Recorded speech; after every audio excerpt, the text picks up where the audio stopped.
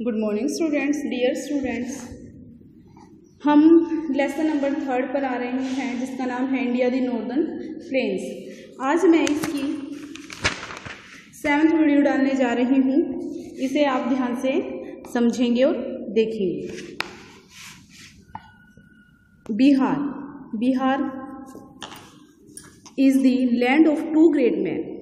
जो बिहार है वो 2 महान पुरुषों की भूमि है। लैंड मैंने भूमि। वो कौन कौन से महापुरुष हैं हमारे? Lord Buddha and Lord Mahavira. Lord Buddha भगवान बुद्ध और भगवान Mahavir. Bodh Gaya and Nalanda are the places associated with them. Associated का मतलब होता है जुड़ी होना।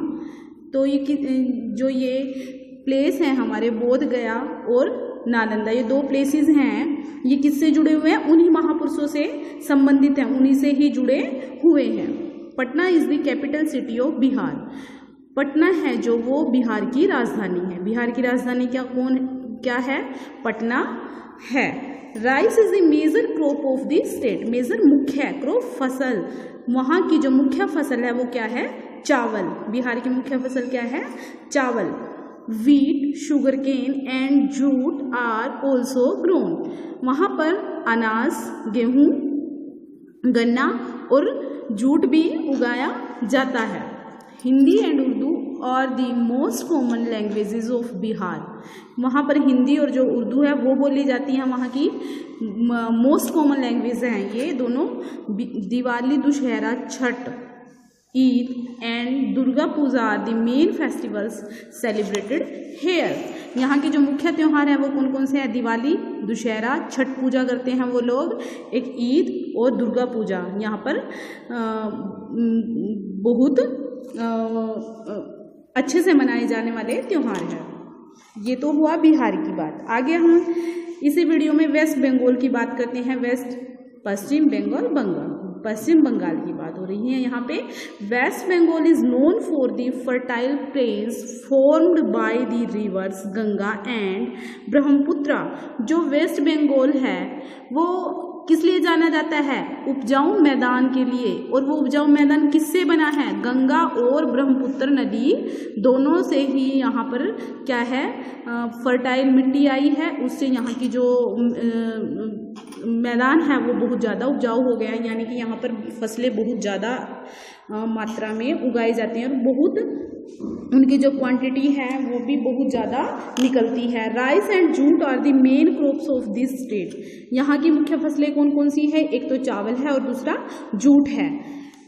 Jute is use to make ropes. Ropes होती हैं रस्सी, बैग्स एंड कारपेट्स। कारपेट्स होते हैं कालीन। तो जो जूट है वो किसके लिए यूज़ किया जाता है? रोप्स बनाने के लिए, रस्सियाँ बनाने के लिए, बैग्स बनाने के लिए एंड कारपेट्स, कालीन बनाने के लिए। Kolkata is the capital of West Bengal. यहाँ की जो राजधानी है वेस्ट बंगाल की वो क्या है? कोलकाता है। The people of the state speak Bangla. जो यहाँ के लोग हैं वो क्या बोलते हैं? इनकी भाषा है बांग्ला। जैसे हरियाणा में हरियाणवी, पंजाब में पंजाबी, इस तरह से वहाँ पर बांग्ला बोली जाती है। They are fond of painting, music, dance and literature.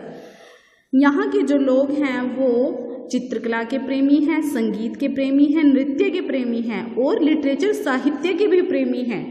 ठीक है। यहाँ के लोगों को शौक है इन चीज़ों का कि जैसे पेंटिंग करना, म्यूजिक, डांस और लिटरेचर पढ़ना।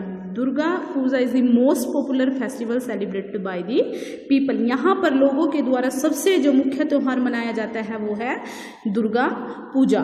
कौन सा त्यौहार? दुर्गा पूजा।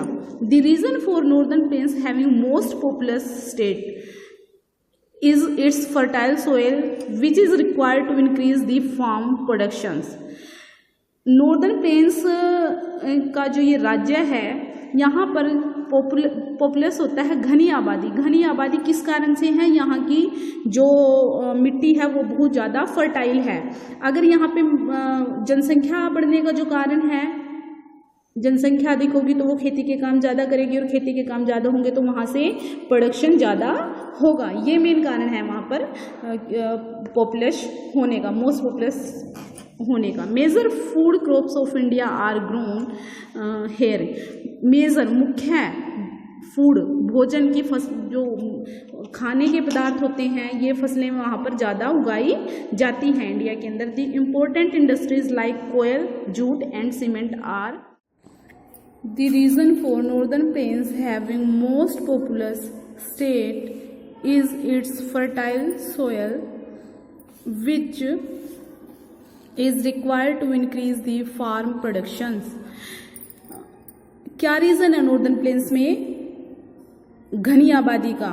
वहाँ की उपजाऊ मिट्टी या वहाँ की उपजाऊ धरती, क्योंकि जब वहाँ की उपजाऊ मिट्टी है वहाँ से फसलें ज़्यादा उगाने के लिए वहाँ पर अधिक लोगों की ज़रूरत पड़ती है, जिससे कि कृषि उत्पाद हमारे बढ़ सके। ये कारण है वहाँ पे